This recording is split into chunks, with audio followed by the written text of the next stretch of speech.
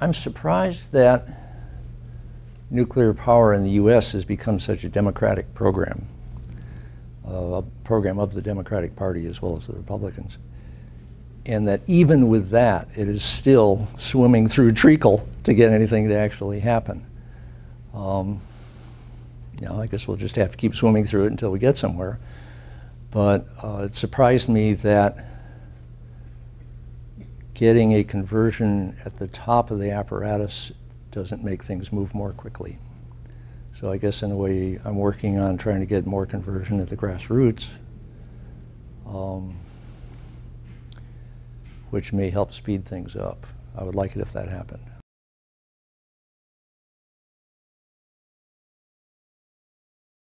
I'm most concerned about the world, frankly. I think the U.S. gets way too focused on itself. Environmentalists here get way too focused.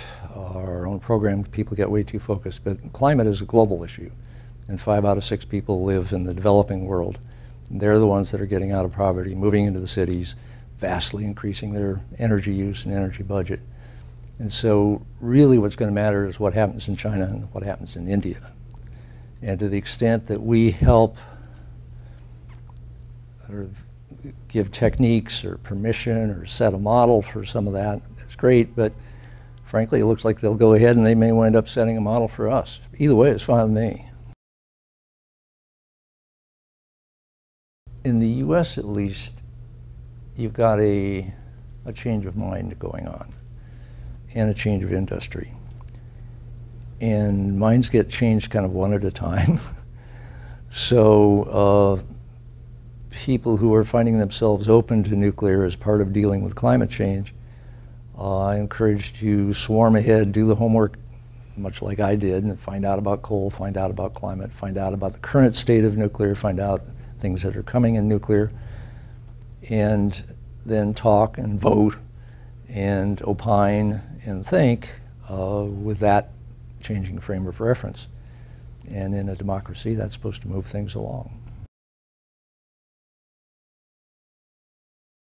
There's 2 areas of research I'd really like to see go forward. One is to once and for all find out what the deal is with low dosage radiation effects. If it's linear, no threshold, then we should know about that. And frankly, we should worry about what's going on in hospitals and in planes and in space and so on. If that turns out not to be the case, and some research is just starting to be underway to really nail it, then spread the word, operate on the new science, change the regs so that they match actual harm instead of imaginary harm.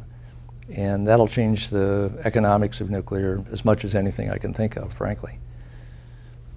One I'd like to see go forward, just as I've just heard about it, is this prospect of deep borehole nuclear repositories that drill down 3 miles into the basement rock, down there where the water is saline and doesn't leave that area, and see if it works, do some testing, and start deploying the technology if that's one of the things we can do, because I can tell you that environmentalists keep saying, erroneously, but they keep saying and believing, well, we haven't solved the nuclear waste problem.